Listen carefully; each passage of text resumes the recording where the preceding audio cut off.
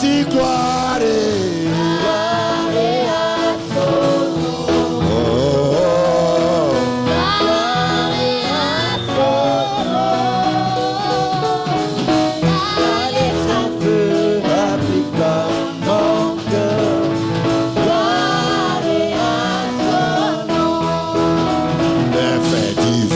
L'effet divin brille dans mon cœur.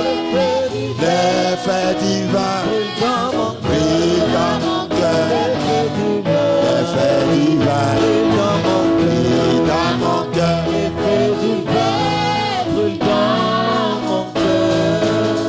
L'effet divin brille dans mon cœur. L'effet divin brille dans mon cœur. L'effet divin, oui dans mon cœur. L'effet divin, alléluia, alléluia, gloire à son nom. Alléluia, gloire à son nom. Alléluia, gloire à son nom. Alléluia. Moto e belli, na motema. Moto e belli, na motema. Moto e belli, na motema. Moto e belli, na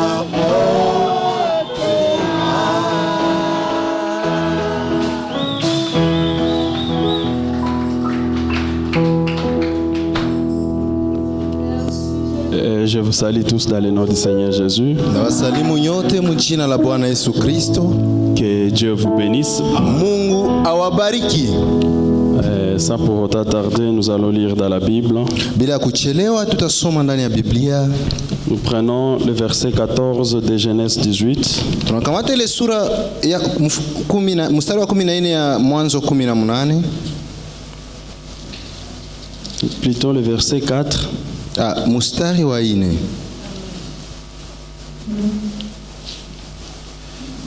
Est-ce que quelqu'un est dans la joie ce matin?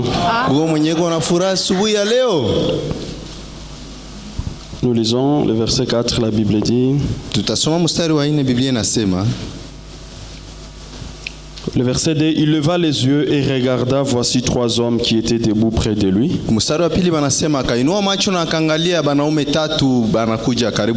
Quand il le vit, il courut au-devant d'eux, depuis l'entrée de sa tente, et se prosterna en terre. Je prends Daniel chapitre 7. 13 à 14.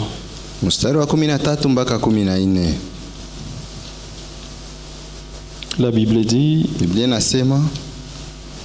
Et j'ai regardé pendant mes visions nocturnes. Et voici sur les nuées des cieux arriva quelqu'un de semblable à un fils de l'homme. Il s'avança vers l'ancien des jours. Et on les fit approcher de lui. 14. On lui donna la domination, la gloire et le règne. Et tous les peuples, les nations, tous les peuples, les nations et les hommes de toutes langues les servirent. Sa domination est une domination éternelle qui ne passera point et son règne ne sera jamais détruit. Que le Seigneur ajoute les bénédictions à sa parole. Vous pouvez vous asseoir. Nous continuons toujours avec un autre enseignement Tunaendelesha tuna ile mafundisho yetu que nous allons conclure aujourd'hui. na tutatia kifungo kidogo leo. Comme j'ai toujours dit que la parole de Dieu, c'est la pensée de Dieu lui-même. Vile mimi naisemaka kila siku, neno la Mungu ni mawazo ya Mungu mwenyewe, Et la pensée de Dieu, elle est intarissable. na mawazo ya Mungu haiwezi isha. On ne peut pas épuiser toute la pensée de Dieu. Hawezi kausha mawazo yote ya Mungu. Amen. Amen. Nous parlons sur la manifestation du Fils de l'homme. Tuko nasemea juu ya zirisho ya yule mwana wa Adamu. Et je suis très reconnaissant vers le pasteur Na mimi nashukuru sana mchungaji qui a permis que nous continuions toujours à parler là-dessus. aliruhusu tuendeleshe kuongelea juu ya ile. Et je remercie aussi pour son introduction. Mimi nashukuru pia ile kuingilio lake. Si j'ai bien écouté, il a dit nous ne croyons pas ici à la prédication de 30 minutes. Kama nilisikia mzuri alikuwa tukumbusha hapa kuamini kwa ule mahubiri wa dakika 13. Ça veut dire si on y allait jusqu'à 14 heures, on sera toujours en ordre. Ndio ukisema hata tunafika saa 8 ingali tu sawa. Est-ce que quelqu'un va dire amen? Mtu atanipatia luamina lwa kawambi pale. Le pasteur a toujours dit Mchungaji anasemaka kila mara que dimanche c'est le jour du Seigneur. hii siku ya saba ni siku ya Mungu. On vient pour adorer Dieu. Tunakuyaka abudu Mungu. Amen. Amen. Mais espérons qu'on ne va pas arriver jusqu'à 13 heures. On va pas arriver jusqu'à 13 Tumainieke heures. hatutafika mpaka saa Parce saba. qu'on est en train de descendre. Juu tuko na shuka, tuko na maliza. On conclut aujourd'hui. Na tunafunga leo. Pendant tout ces un mois, Hii mwezi yote mzima nous avons vu la manifestation du Fils de l'homme. tuliona zirisho ya yule mwana wa Adamu. On a commencé à parler dans l'aspect doctrinal. Tulianzia kwanza kusema kungambo ya kimaandiko Frère mafundisho. Branham nous a dit Ndugu Branham alituambia que le Fils de l'homme, Asema c'est Dieu lui-même. yule mwana wa Adamu njoo Mungu ye peke. En parlant que le Fils de l'homme va se manifester, Saba nasema yule mwana wa Adamu atazihirika. on ne va pas s'attendre à un homme qui va venir. Hatuwezi jingojelea kumutu njoo Ça veut atakuja. dire que c'est la venue de Dieu Ni lui-même. kusema ni ujio ya Mungu ye peke. Est-ce que nous sommes ensemble? Tungali Et Frère pamoja. Branham, il a essayé d'expliquer. Na ndugu Branham alijaribu fasiria Il hii. a dit quand on parle de Fils de l'homme avec l'adjectif un, Aseme wakati wanasema mwana wa Adamu na ile tarakimu mumoya. cet adjectif numéral, Ile ya kuhesabia il s'agit d'un prophète. inahusu tu nabii. Mais quand on met l'article défini, Lakini saa yenyewe wanamutaja. il est Dieu lui-même, Maana pale ni Mungu ye peke. il est le Messie. Yeye ndio Masia. Et la Bible dans Luc chapitre 17, Na Biblia ndani ya Luka sura 17. le verset 30, Frère Branham nous a dit, Ndugu Branham dans alituambia la prédication appelée Jésus sur la scène, ndani ya mahubiri kuita Yesu ndani ya kazi. le paragraphe 60, Fungu ya 16. il a dit il n'y a pas d'autre promesse dans la Bible qui soit au-dessus de Luc 17 et 30. Anasema mu Biblia mzima hakuna ahadi ya yulu ya Luka 17. Ça veut dire dans toutes les promesses que Dieu a mis dans la Bible, Ndio kusema ndani ya ahadi zote Mungu alitia ndani la ya plus Biblia. grande promesse, Ahadi kubwa zaidi il l'a mis dans Luc 17 et 30. alitia ndani ya Luka 17. Et Luc 17 et 30 s'accomplit au temps de la fin. Na Luka 17:13 inatimia wakati wa Branham dit mwisho. c'est une promesse suprême. Ndugu mama anasema ni ahadi ya juu. Et c'est la dernière chose promise aux gentils. Na njoo kitu ya mwisho baliaidia Ça mataifa. veut dire la promesse accomplie chez nous les gentils. Ndio kusema ahadi yenyewe inatimia kwetu shi watu wa C'est mataifa. la plus grande de toutes les promesses. Njoo kubwa zaidi ya zote. Ça veut dire cela dépasse même la venue de Jésus sur la terre. Njoo kusema ile inashindia hata ujio wa Yesu hapa kudunia. Parce que Jésus c'est une promesse dans la Bible. Juu Yesu naye ni ahadi mu Biblia. Dans Isaïe 9, je pense le verset 5, Ndani ya Isaya 9 nawaza mstari wa on a 5. dit qu'un enfant nous est donné. Basema mtoto alitupewa. Un enfant nous est né. Mtoto alizalika Un fils nous est na donné. mwana alitupewa. Et la domination va reposer sur ses Na épaules. utawala itatulia kwenye Et mabega cet yake. enfant, il était question de Jésus. Na ule mtoto ni Yesu ndio walikuwa Mais wanasema. Frère Branham nous dit que cette promesse de Jésus, Mungu Branham anasema ile ahadi ya Yesu elle est inférieure à la promesse qui doit être accomplie à ce jour. iko ya kiloko ama ya chini kushindia ahadi ya Quand kutimilika. Jésus vient manifester sa présence ici au temps de la fin, Wakati Yesu anakiazirisha uwepo wake hapa wakati ya mwisho. Frère Branham dit cela est une promesse suprême. Ndugu Branham anasema ile ni ahadi ya juu. Et ça c'est Jésus qui vient dans une chair humaine. Na pale ni Yesu ndio anakuya mu mwili ya mtu. Nous avons vu que le fils de l'homme ce n'est pas Jésus qui vient dans l'esprit. Tunaona kama yule mwana wa Adamu haiko Yesu anakuya mu vya kiroho. La Bible nous a dit comme ça était au temps de Lot. Biblia inatuambia gisi bilikuwa wakati ya Lutu. Cette scène va encore se répéter au temps de la fin. Ile picha itapitikana tena wakati ya mwisho. Au temps de Lot, il était question d'un homme qu'on a appelé Elohim. Wakati ya Lutu kulikuwa bwana mmoja balikuwa anamuita Elohim. Frère Branham dit il était Elohim parce qu'il incarnait toute la plénitude de Dieu en lui. Mungu anasema alikuwa Elohim sababu alikuwa anavaa mwili uungu wote. Il n'était pas question d'un homme spirituel. Haikuwa nahusu Mungu mmoja hivi wa kiroho. Mais il était un homme physique. Lakini alikuwa mtu mwanadamu. C'est là que Frère Branham nous a dit dans la prédication adoption. Njoo kwenye ndugu Branham anatuambia ndani ya mahubiri kuwekwa mwana. Qui a été prêché le 22 mai 1960 matin. Siku 22 mwezi wa 5 mwaka wa 16 asubuhi. Le paragraphe 150. Fungu la 115. Frère Branham nous a dit que tout esprit ndugu Branham anasema kila roho qui confesse que Jésus n'est pas venu en chair. Kila roho yenyewe nakiri kama Yesu hayakuyaka mu mwili. En ce moment. Il dit cet esprit est diabolique. Anasema ni roho ya shetani ile. Ça veut dire aujourd'hui ne pas reconnaître que Jésus est venu ici aujourd'hui. Ndio kusema leo mtu apinge akatale kama Yesu hayakuyaka. Ne pas reconnaître la manifestation du Fils de l'homme. Akatale kutambua ujio ya yule mwana wa Adamu. Prendre cette manifestation et la spiritualiser. Wala ukamate ile zihirisho uifanye vya kiroho. Oh, ça sera le Fils de l'homme mais il va venir spirituellement. Oh, atakuwa tu mwana wa Adamu atakuya kiroho. Frère Branham dit si un esprit ndio anasema kama kuko roho confesse que Jésus n'est pas venu en chair à ce moment même. Yenye iko nakiri kama Yesu hayakuyaka ndani ya mwili wakati. Cet esprit est diabolique. Anasema ile roho ni ya shetani. Ça veut dire la présence physique de Jésus dans cet âge. Anasema uwepo wa kimwili wa Yesu mwiki kizazi. C'est ce qui personnifie, c'est ce qui sanctifie même l'épouse. Njoo inatakasa bibi harusi. Parce que dans la fête des trompettes, je pense le paragraphe 197. Ndani ya sikukuu ya baragumu nawaza fungu 115 na Branham nous a dit que la véritable expiation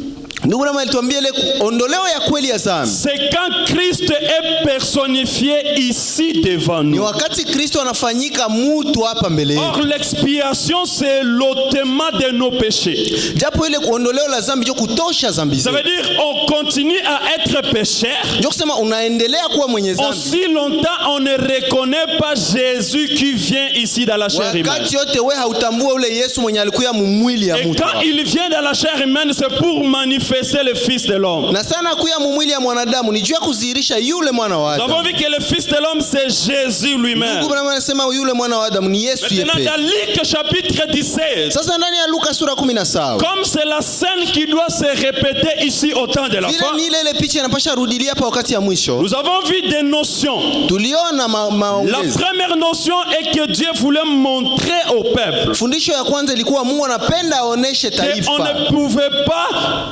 condamner quelqu'un hawezi anza hukumu mtu sans pourtant toi-même participer à ce que lui il a subi. Bila wewe peke kujionea na macho banamshtaki vitu gani? Parce que quand le péché était commis en Sodome. Jua wakati dhambi ilikuwa inafanyika kule Sodome. Dans Genèse 13 le verset 13 la Bible dit. Ndani ya Mwanzo 13 mstari wa 13. Que les sodomites étaient méchants devant Dieu. Watu ya Sodoma walikuwa waovu sana mbele ya Mungu. Ils ont commis des péchés devant Dieu. Walifanya dhambi sana mbele ya Mungu. C'était un peuple qui s'était mal comporté. Ilikuwa taifa ilienenda mubaya. Alors Dieu il voulait les détruire. Sasa Mungu alipenda abaharibu. Alors la première notion kitu ya kwanza est que Dieu ne pouvait pas détruire ça que lui-même ne descende sur terre. Mungu hangelibomola tu watu luzima bila kushuka jione. La notion que Dieu voulait nous transmettre dans Luc 17:30. Fundisho Mungu alipenda atutumie ndani ya lugha. À chaque fois qu'il y a un problème. Ni wakati yote kuko shida. Bwana dit il faut participer. Ndio mama anasema wewe pekee ujione. Il faut descendre. Shuka pale. Dans la prédication Zaché l'homme d'affaires. Ndani ya mahubiri Zakayo mfanyabiashara. Le paragraphe 23 et 24. Fungu 21 24.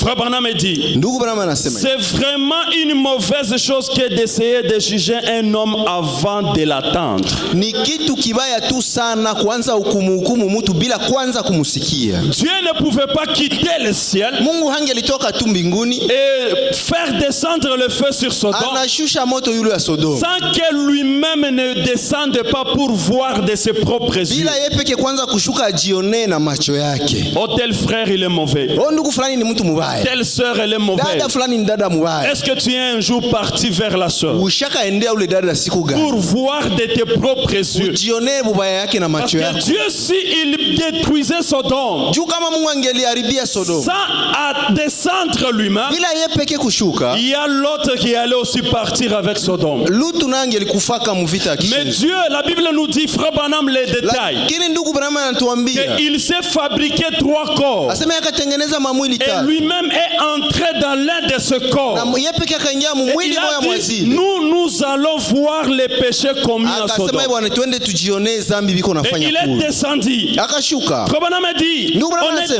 devrait jamais faire cela. Hatungelipasha kuwa nafanya vile. Bien des fois, nous sommes coupables de cela Mara aujourd'hui. mingi tuko wenye makosa kwa ile mpaka leo. Nous attendons parler d'un homme Tunasikiaka tu wanasema mtu vitu et fulani avant même que nous parlions avec lui, na mbele hata tuongeleshe ule mtu mwenye nous banasema. nous sommes déjà fait notre opinion sur lui Ushajipatia yetu mawazo juu yake. à partir de celle de quelqu'un d'autre. Kupitia tu maoni ya mtu mwingine. Et Frère Branham dit, et ce n'est pas une bonne chose. Ndugu bwana anasema haiko hata kitu kizuri ile. Nous devions aller voir par nous-mêmes. Tungelipasha kuwa naenda jionea shi peke. Quand la chose est mauvaise, Wakati kitu kiko kibaya, quand la nouvelle nous est arrivée qui n'est pas bonne, habari mubaya inatufikia mu masikio. Frère Branham nous dit, nous ne devons pas prendre des opinions. Ndugu bwana anasema tungelipasha kamata ile Nous maoni. ne pouvons pas dire, voilà, on savait. Hata sema tulikuwa De la tunayua. manière où on les Ukisi voyait, tunamuonaka ule. on savait qu'il Ni finirait là. kweli tu hatukuwa Frère Branham nayua. dit, l'église est coupable de cela Ndugu Branham aujourd'hui. anasema kanisa iko na makosa pale mpaka leo. La première chose que Elohim nous montre dans Genèse 18, Kitu ya kwanza ile anatuonyesha ndani ya Mwanzo et sura que quand 18. il y a un problème, Ni saa yenye kuko shida. lui-même il est descendu pour Yeye peke voir. alishuka kujionea. Est-ce que nous sommes ensemble? Tuko pamoja Et pale. c'est une mauvaise chose Na ni kitu kibaya sana d'essayer de juger un homme avant de l'attendre. kujaribu kuhukumu mtu bila kumusikia. Deuxième chose, Kitu kia pili, quand il a pris cette initiative de descendre, sali kamata ile muradi ya kushuka kule. pendant qu'il allait dans Genèse 18, le verset 1 à 3, Wakati alikuwa anaenda kule Mwanzo 18, il va se croiser avec un homme appelé Abraham. atakutanana na mtu anaitwa Ibrahimu kule. Abraham, il était assis sous le chêne de Mamré Abraham à alikuwa Canaan. anaketi kwenye milima wa Mamrea. Et il a vu le fils de l'homme Na akaona yule mwana wa qui Adamu. était accompagné avec des anges. Alikuwa anasindikizwa na malaika mbili. Frère Branham dit Ndugu Branham que anasema Abraham, il va reconnaître Dieu dans la chair humaine. Abraham alitambua Mungu mumwili ya mtu. Et le fait qu'il a donné à Abraham Na kwa ile gisi alipatia de Ibrahimu reconnaître Dieu dans la chair humaine, tambua Mungu mumwili ya Abraham dit mtu. c'est parce qu'il avait la révélation. Ndugu Branham anasema ni juu Abraham alikuwa na ufunuo. Si Abraham n'avait pas la révélation, Abraham hangekuwa na ufunuo. il ne pouvait pas reconnaître Dieu dans la chair humaine. Hangelitambuaka Mungu mumwili ya Or, la mtu. présence de Dieu dans la chair humaine, Japo uwepo wa Mungu ndani ya mwili c'est ya ce mtu qui était la solution à tous ces problèmes. ndio ilikuwa jibu kushida zake zote. Ça veut dire pour que Abraham trouve la solution à ces problèmes, Ndio kusema kusudi Ibrahimu apate jibu kwa shida la zake chose zote. qu'il lui fallait, Kitu yenye limupaswa c'était la révélation. ilikuwa ni ufunuo. C'est là que Frère Branham nous dit demander la révélation plus que toute Ndio autre pale chose. ndugu Branham anatushauria tulombe ufunuo kuliko kitu yoyote Au lieu de ile. demander la bénédiction, Frère Branham demande la révélation. Kuliko ulombe mamibaraka. Ndugu Branham anasema lomba kwanza Et dans ufunuo. exposé page Na 13, ndani ya maelezo fungu ya 13. Frère Branham dit que la révélation est pour vous anasema ufunuo kwako un facteur de l'importance capitale. Ni kitu kia umuhimu ya sana. Ça veut dire la chose capitale qu'on devrait demander à Dieu. Kusema kitu ya muhimu sana tungelipasha lomba. Premièrement, c'était la révélation. Ni ufunuo. Parce que c'est la révélation qui a poussé que Abraham reconnaisse Elohim. Ni ufunuo ndio litumaka Abraham anamtambua Elohim. Et quand il reconnaît Elohim, asali mtambua Elohim. Frère Branham nous dit sa foi. Ndio anasema imani yake. C'est ce qui a déclenché toutes choses. Ikachokoza ile mambo yote. Abraham n'a pas attendu un mois. Abraham hakubakiaka mwezi mzima. Pour savoir qu'est-ce que Elohim va faire. Anajiuliza Elohim atafanya nini. Pour examiner est-ce que Elohim. Kusudi anze apime je Elohim. Il est tout Dieu. Yeye ndio Mungu yote. C'est une portion. Wala ni sema. Mais frère Branham nous dit. Ndugu Branham anatuambia. Que à l'immédiat. Aseme pale. Je vais lire cela. Acha nisome. La foi d'Abraham. Imani ya Ibrahimu. Je suis dans la prédication. Niko ndani ya mahubiri.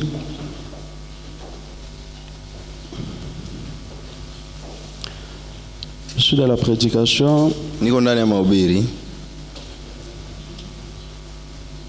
Jéhovah Jireh qui a été prêché le 17 juin. Le 17 novembre 55. Le paragraphe 32. Je vais lire que deux parties pour gagner le temps. Mais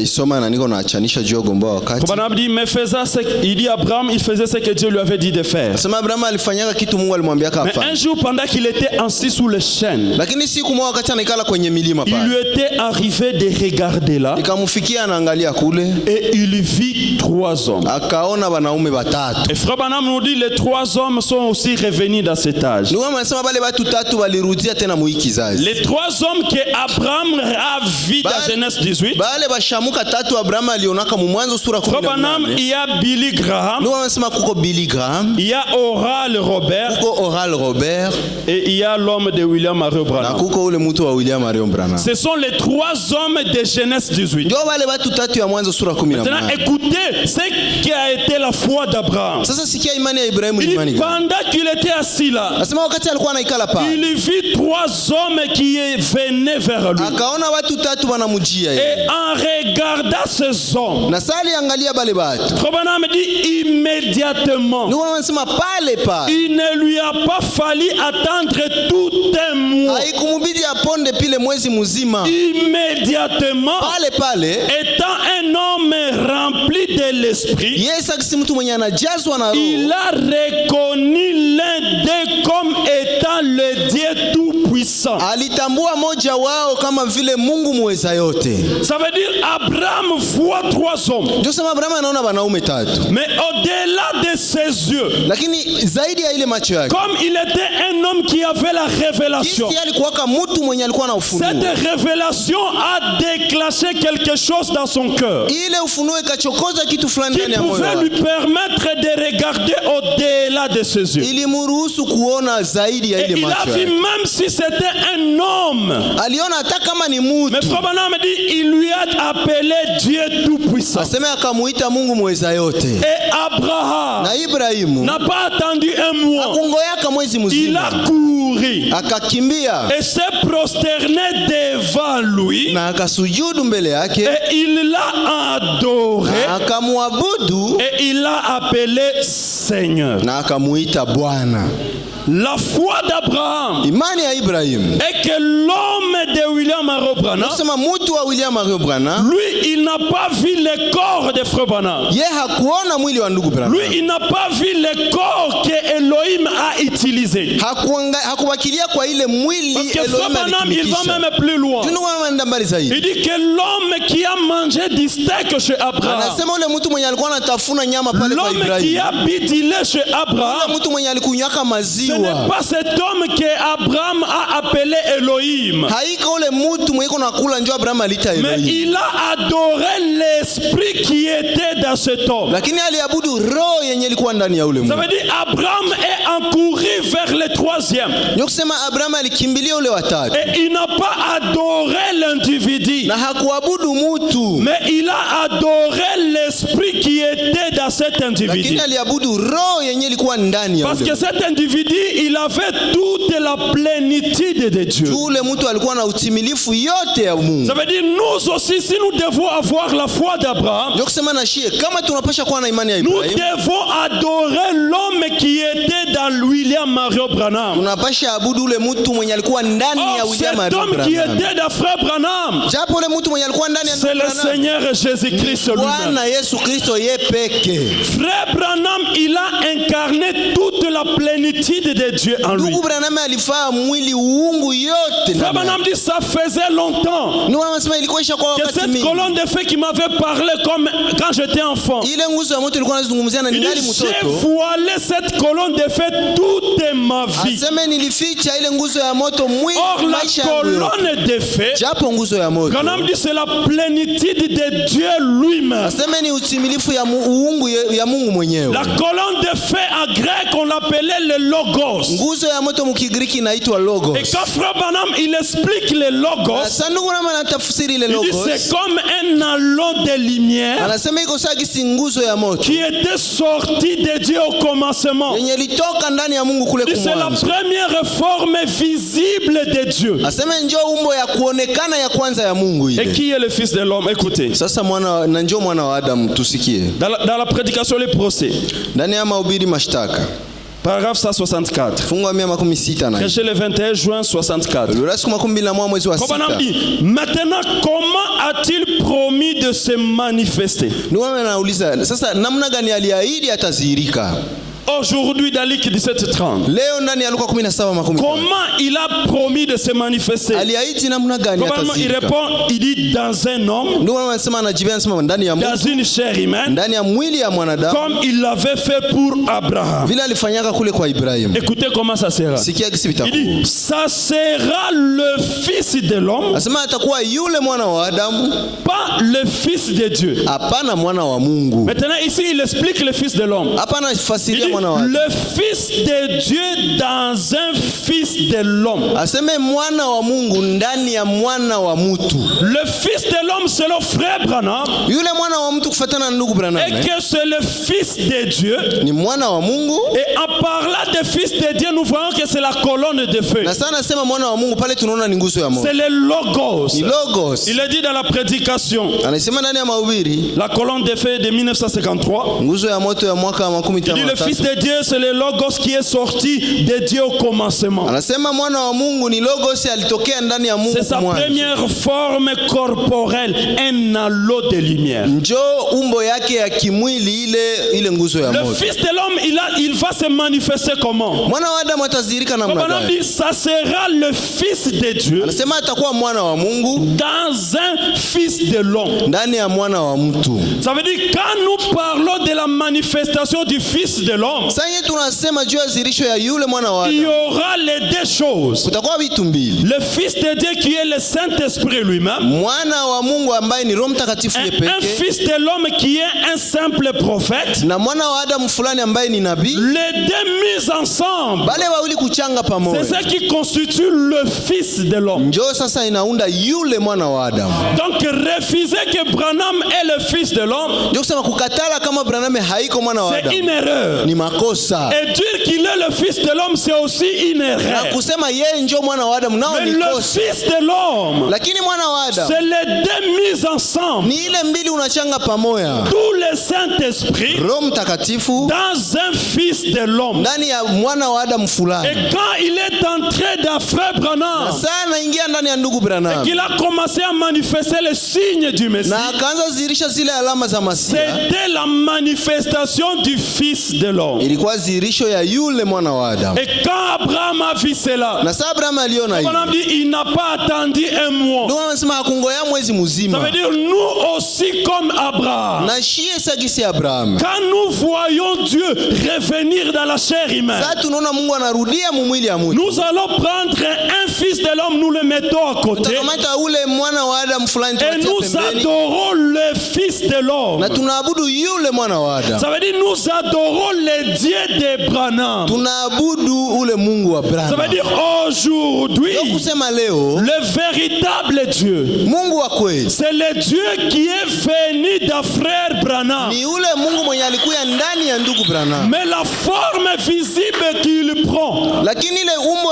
ya kuonekana la na twala, forme qu'on peut voir, umbo tunaweza et ona, qu'il est venu dans un homme appelé Frère Branham. alikuya njo mumutu anaitwa ndugu Branham. Frère Branham, Ndugu Branham, est-ce que c'est toi la forme de Dieu? ile umbo ya Mungu njo nini? Dans la prédication combattre pour la foi, Ndani ya mahubiri kupigania imani, qui a été prêché le 20 juin 55, Luka siku 12 mwezi wa 6 mwaka 15. paragraphe 23, Frère Branham dit: Fungu la 13 ndugu Branham anasema ceci ne peut pas être fait par un homme. hii haiwezi fanyika kupitia mtu, Et je suis sûr que vous, les chrétiens, na niko na uhakika kama nyie wa Kristo vous comprenez ma position à présent. mnaelewa msimamo yangu ya sasa. Combien comprennent la position de Frère Branham aujourd'hui? Ngapi wanaelewa msimamo ya ndugu Branham Et que sasa? la position de Frère Branham, Msimamo ya ndugu Branham il dit vous les chrétiens, anasema nyie wa Kristo, je suis sûr que vous comprenez ma position à présent. niko na uhakika kama mnaelewa msimamo yangu ya sasa. Je représente votre Seigneur et Sauveur, Mimi nawakilisha Bwana na Mwokozi wenu, virgule, Mukato. le Seigneur Jésus. Bwana Yesu. Frère Branham dit: Ndugu Branham anasema je sais que vous les chrétiens, niko na uhakika kama nyie wa vous Kristo comprenez ma position, moi, Frère Branham. naelewa msimamo yangu mie ndugu Ma Branham. position, moi, Frère Branham, Ile msimamo yangu mimi ndugu Branham n'est pas d'être un prophète, haiko ya kukuwa nabii, n'est pas d'être pasteur de Branham haiko ya kukuwa Tabernacle. mchungaji wa maskani ya Branham. Il dit: Anasema je représente votre Seigneur et Sauveur. mimi nawakilisha Bwana na Mwokozi wenu. Ça veut dire la forme visible Ndio kusema umbo ya que kuonekana Dieu a pris dans cet yenye âge Mungu alitwala muikiza pour se manifester. kusudi azihirike C'est dans l'homme de William Mario Branham. ndani ya ule mtu William Marion Et Branham, refuser les paroles de na Branham, kukatala maneno ya Branham c'est aller en enfer. ni kushuka mara moja Parce que kuzimu, Frère Branham dit dans le filtre d'un homme qui réfléchit. ndani ya chujio ya mtu mwenye busara,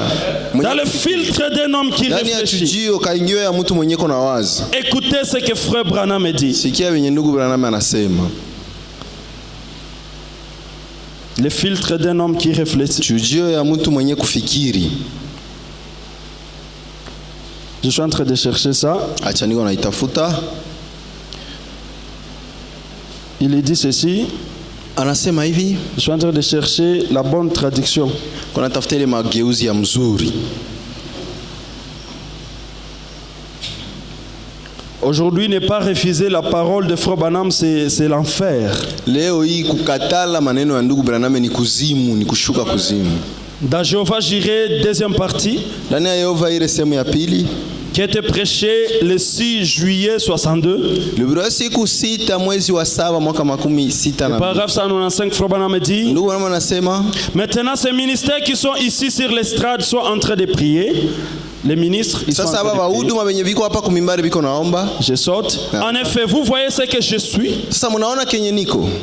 Est-ce qu'il y a des gens qui sont ici avec moi? Kuko wenye bangali hapa na mie. Frère Branham dit: est-ce que vous voyez ce que je suis, moi, Ndio Frère nauliza, Branham? je mnaona kenye niko? Je représente le Christ même que vous servez. Mie ndio mimi nawakilisha ule Kristo mwenye nyie Et mnatumikiaka. je suis votre frère. Na niko ndugu yenu. Je ne suis pas le Christ que vous servez. Haiko mie ndio ule Kristo Mais mnatumikiaka. si vous comprenez ce que je suis, moi, Branham, Lakini mkaelewa mie Branham niko et nani? que je représente le Christ que vous Mimi servez, nawakilisha ndio ule Kristo nyie et mnatumikia. je suis votre Na frère, niko tu ndugu yenu. concitoyen du royaume avec vous. Mukaaji wa mbinguni saa tu na nyie.